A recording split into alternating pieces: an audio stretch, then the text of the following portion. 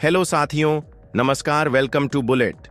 अब जाकर पहली बार भारत के लोगों का आंख खुला और बांग्लादेश को तोड़ने की बात शुरू हो चुकी है।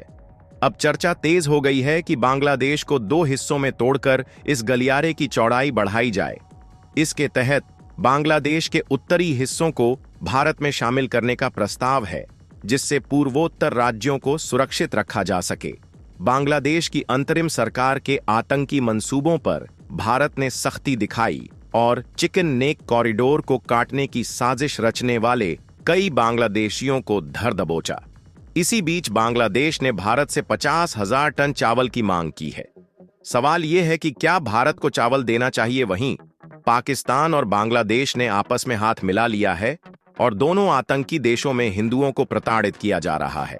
इतिहास गवाह है कि 1771 में बांग्लादेश की आजादी में हिंदुओं का बड़ा योगदान था, लेकिन आज वही कट्टरपंथी ताकतें उनके खिलाफ साजिश रच रही हैं।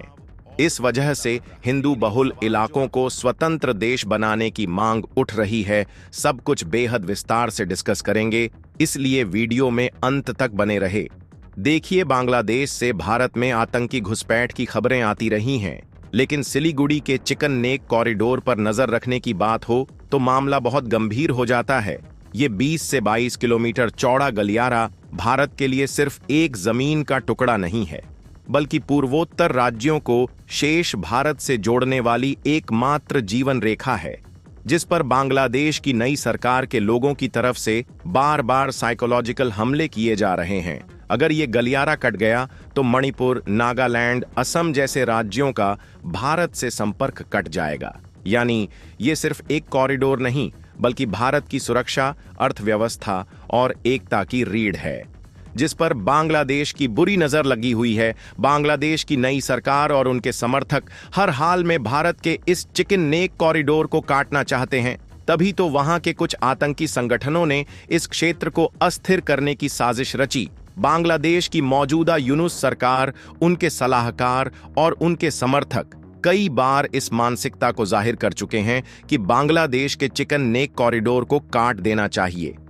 इसके लिए बांग्लादेश में खुलेआम बयान दिया जा रहा है, सोशल मीडिया पर पोस्ट किया जा रहा है। बता दें कि बांग्लादेश अंतरिम सरकार में सलाहकार महफूज आलम ने सोशल मीडिया में एक पोस्ट शेयर करके भारत के कई इलाकों पर कब्जा करने की बात कही थी, जिसके बाद भारत सरकार ने इस पर बांग्लादेश सरकार को चेतावनी दी है। विदेश मंत्रालय ने यूनुस सरकार को साफ साफ शब्दों में चेतावनी दी है कि ऐसी टिप्पणियां बर्दाश्त नहीं होंगी। बांग्लादेश के इन नापाक हरकतों को देखते हुए भारत ने हाल ही में कुछ बड़े कदम उठाए हैं। हाल ही में भारत ने सिलीगुड़ी में अतिरिक्त सुरक्षा बल तैनात किए और सीमा पर घुसपैठ रोकने के लिए नई तकनीक लागू की। एसएसबी के जवान अब ऑन ग्राउंड हर हरकत पर नजर रख रहे हैं।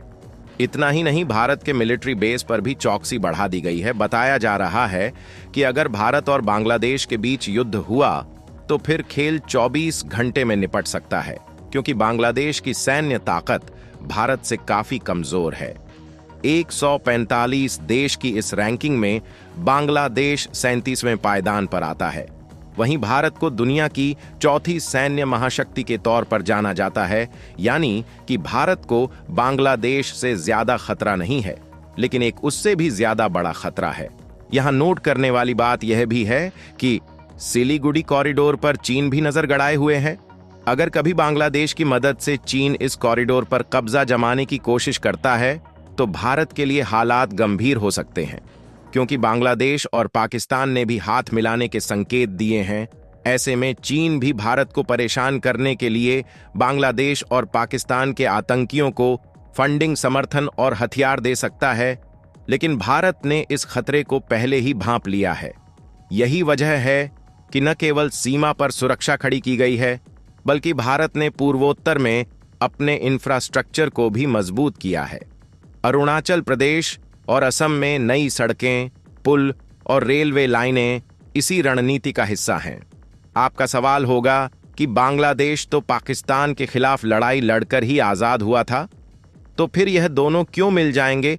तो उसके लिए आपको इजिप्ट चलना होगा। स्क्रीन पर ये तस्वीरें काहिरा में हाल में 8 मुस्लिम बहुल देशों के संगठन D8 की बैठक के दौरान की हैं। इस बैठक के दौरान बांग्लादेश के अंतरिम प्रधानमंत्री मोहम्मद यूनुस और पाकिस्तान के प्रधानमंत्री शहबाज शरीफ की दोस्ताना मुलाकात की तस्वीर काफी चर्चा में है। मुलाकात में मोहम्मद यूनुस ने शहबाज शरीफ से कहा कि पुराने गिले शिकवे भुला दिए जाएं और 1971 के मुद्दों को दरकिनार कर नए रिश्ते बनाए जाएं। उन्होंने दोनों देशों के रिश्तों की बेहतरी पर जोर दिया। इन दोनों मुस्लिम देशों ने अपने अपने देशों में हिंदुओं की हालत बेहद बुरी कर रखी है। अगर सिर्फ बांग्लादेश की बात करें तो साल 2024 में 8 दिसंबर तक 2200 घटनाएं हिंदू और अन्य अल्पसंख्यकों के खिलाफ हुई हैं, जबकि साल 2023 में 302 घटनाएं सामने आई थीं। भारतीय विदेश मंत्रालय के मुताबिक बांग्लादेश ही नहीं, पाकिस्तान में भी हिंदुओं और अन्य अल्पसंख्यकों के खिलाफ हिंसा बढ़ी है। साल 2024 में पाकिस्तान के अंदर हिंदुओं के खिलाफ ऐसी 112 घटनाएं हुईं, 103 घटनाएं हुई थीं। बांग्लादेश में तो हिंदू अल्पसंख्यकों की स्थिति दिन ब दिन बदतर होती जा रही है। 1947 में जहां उनकी आबादी 22% थी, वहीं 1911 तक यह घटकर मात्र 8% रह गई। अल्पसंख्यकों, खासकर हिंदुओं के प्रति संवेदनहीन रवैया रखने वाले इन दोनों देशों का करीब आना न केवल हिंदू बल्कि भारत के लिए भी खतरा है। चीन इस मौके का फायदा उठा सकता है, खासकर आतंकियों की गतिविधियों को लेकर। आतंकी गतिविधियों वाली बातों को हल्के में लेना बेहद खतरनाक हो सकता है। बांग्लादेश की अंतरिम सरकार ने मुस्लिम कट्टरपंथी संगठन जमात-ए-इस्लामी पर लगी पाबंदी हटा दी है। मोहम्मद यूनुस को अब जमात-ए-इस्लामी की कठपुतली के तौर पर देखा जाने लगा है। तख्ता पलट के फौरन बाद ही बांग्लादेश की जेलों से कई कट्टरपंथी आतंकी रिहा कर दिए गए। ऐसे कम से कम 70 खूंखार आतंकवादी हैं जो अब आजाद घूम रहे हैं और इस्लामी कट्टरपंथ को तेज करने में कोई कसर नहीं छोड़ेंगे। बताया जा रहा है कि यह सारा खेल चीन और पाकिस्तान के इशारे पर भी हो रहा होगा। अगर बात चीन की जाए तो यह पाकिस्तान के बाद दूसरे स्थान पर सबसे ज्यादा हथियारों की सप्लाई बांग्लादेश को करता रहा है। चीन ने बांग्लादेश को लड़ाकू विमान, ट्रेनर एयरक्राफ्ट, टैंक, समुद्री जहाज और मिसाइल तक बांग्लादेश को सप्लाई किए हैं और अब वो बांग्लादेश एयरफोर्स को आधुनिक बनाने में भी भूमिका निभा सकता है। यानी कि भारत के दो पड़ोसी मुस्लिम देशों को चीन अपने चंगुल में फंसा लेगा, जो भारत के लिए खतरा पैदा कर सकते हैं। अब सवाल है कि बांग्लादेश के इन हरकतों को देखकर भारत के लोगों का क्या कहना है ताकि वहां के हिंदुओं को बचाया जा सके। तो देखिए, इसका सीधा समाचार है, बांग्लादेश को 2 टुकड़ों में तोड़ देना, एक टुकड़ा वहां के हिंदुओं को देना बेहद जरूरी हो गया है। इसे मैं आगे विस्तार से बताऊंगा। इसके पीछे का कारण यह है कि हाल के वर्षों में हिंदुओं पर हमलों की घटनाएं बढ़ी हैं, जिनमें मंदिरों पर हमले, संपत्तियों की तोड़फोड़ और धार्मिक उत्पीड़न शामिल हैं। कई हिंदू शिक्षकों को नौकरी छोड़ने के लिए मजबूर किया गया है। ऐसे में कुछ विशेषज्ञों का मानना है कि भारत को बांग्लादेशी हिंदुओं के लिए 2 राज्य समाधान यानी 2 स्टेट सॉल्यूशन पर विचार करना चाहिए। इसका मतलब है कि बांग्लादेश के हिंदू बहुल क्षेत्रों को एक स्वतंत्र राज्य या भारत में विलय करने की दिशा में प्रयास किए जाएं, जिससे वहां के हिंदुओं को सुरक्षा और सम्मान मिल सके। आप जरा स्क्रीन पर इस मैप को देखिए। बताया जा रहा है कि बांग्लादेश के रेड सर्कल वाले यह जो 3 राज्य हैं, जैसे कि रंगपुर, सिलहट और खुलना, इन तीनों को तोड़कर हिंदुओं को दे देना चाहिए। इस तीनों इलाकों में हिंदुओं का हक ज्यादा है, या फिर कम से कम इन तीनों राज्यों को तोड़कर भारत में मिला लेना चाहिए ताकि भारत इन हिंदुओं की रक्षा कर सके, जैसे कि आज रूस ने यूक्रेन में किया है।